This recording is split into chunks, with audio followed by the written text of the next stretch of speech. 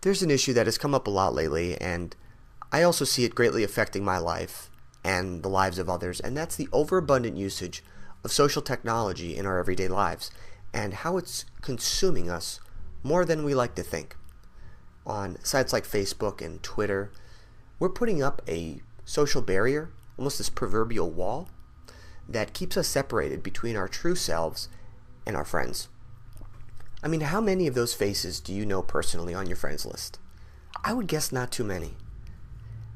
And for Facebook to be a means for us to communicate through typed words and pictures only keeps us more controlled by the powers that be, the industries. Texting is not a way to show love, but instead sitting at a table, laughing, expressing your desires is. That's how we should do it. We should not be subscribed to a grand scheme.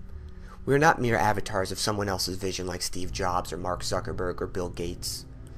Yes, they created great ideas and great technology, but we are too reliant on it, which not only fills their pockets, but fills their grand vision of control.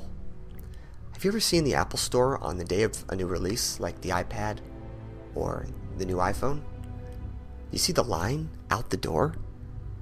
That's social hysteria. That's unhealthy. We're not animals. We're human beings. You know, foundations like our schools, our churches, our friends, our family, our own self-beliefs, our faith should be the guiding light in our everyday lives. Let's take the Romans, for example.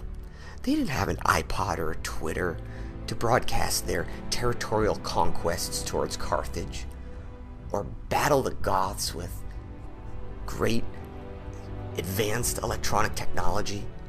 Or let's use the 1920s, our grandparents, for example. They ran stores. They fought in a few wars, not the Iraq War. I'm talking World War. World War I and II.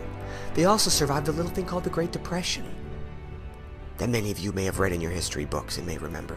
Our grandparents had to stand in freezing cold conditions on food lines just to get their next meal. Ask them if they had Twitter to communicate back and forth their needs. I don't think it would have mattered. I don't think they needed it. Did they have an iPhone or an Xbox? No. They went swing dancing. They sold newspapers in the winter, in the freezing cold conditions. They invented the Ford Model T. They banded together during times of prohibition or after to celebrate life's existence. They built the Hoover Dam together.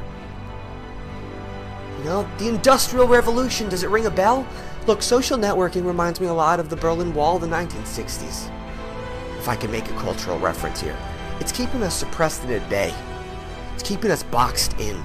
I mean, you ever see World of Warcraft? You ever see us human beings subscribing to this avatar-like system? That's keeping us so socially phobic and depressed? Real people, real connections, my ass, Mark Zuckerberg. That's just not the case. Cyberspace is not reality. Never will. It'll never have that human element that only the eye and the soul and the voice can feel and see. We're human beings. Social networking is not bettering mankind by any means.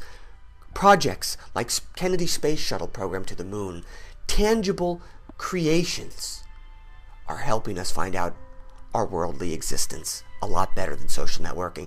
And to be honest, if we continue with this trajectory, we're not going to get far as a culture. And I think our greatest of ancestors would look highly down on this. So that's why we need to get outside and change the world with our own hands and feet, just like they would do it. Thank you very much.